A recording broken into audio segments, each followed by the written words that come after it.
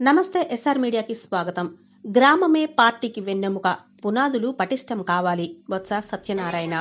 విజయనగరంలో వైఎస్ఆర్సీపీ విస్తృత స్థాయి అవగాహన సమావేశం. పార్టీ కమిటీల నిర్మాణమే లక్ష్యంగా దిశానిర్దేశం. ప్రభుత్వ వైఫల్యాలపై క్షేత్రస్థాయిలో పోరాడాలని పిలుపు. ఒక పటిష్టమైన భవనానికి బలమైన పునాది ఎంత అవసరమో పార్టీ మనుగడకు గ్రామస్థాయి కమిటీలు అంతే కీలకమని మాజీ మంత్రి, శాసనమండలి ప్రతిపక్ష నేత బొత్స సత్యనారాయణ స్పష్టం చేశారు. వైఎస్ఆర్ కాంగ్రెస్ పార్టీ అధ్యక్షులు వైఎస్ జగన్మోహన్ రెడ్డి ఆదేశాల మేరకు జిల్లా పార్టీ అధ్యక్షులు మజ్జి శ్రీనివాసరావు అధ్యక్షతన విజయనగరంలోని జే కన్వెన్షన్ ప్రాంగణంలో బుధవారం జిల్లా స్థాయి అవగాహన సమావేశం నిర్వహించారు. ప్రజాస్వామ్య పద్ధతిలో కమిటీల నియామకం. ఈ సందర్భంగా బొత్స సత్యనారాయణ మాట్లాడుతూ గ్రామాన్ని ఒక యూనిట్గా తీసుకుని ఎటువంటి తారతమ్యాలు లేకుండా అర్హులైన చురుకైన కార్యకర్తలకు బాధ్యతలు అప్పగించాలని సూచించారు. క్షేత్రస్థాయిలో పార్టీని సంస్థాగతంగా బలోపేతం చేయడం ద్వారానే ప్రజల గొంతుకగా నిలవగలమని ఆయన ఆశాభావం వ్యక్తం చేశారు. ప్రస్తుత కూటమి ప్రభుత్వంపై బొత్స నిప్పులు చెరిగారు. రాష్ట్రంలో పాలన నియంతృత్వ ధోరణిలో సాగుతోంది.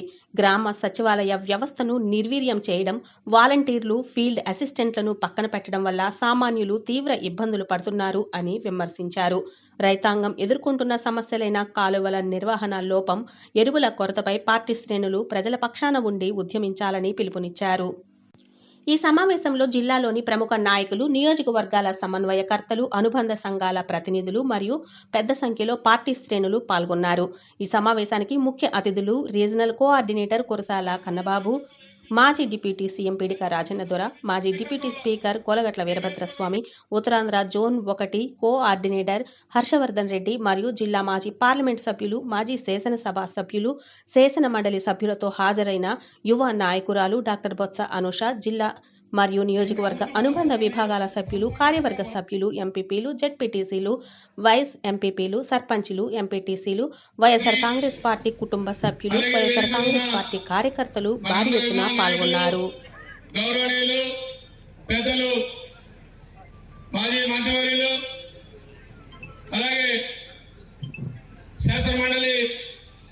ఆలోచనలో పడే విధంగా ఆ ర్యాలీ సాగింది అంటే దానికి ముందున్న మీ అందరి కృషి సహకారం అని మీ అందరికీ కృతజ్ఞతలు తెలియజేస్తున్నాం.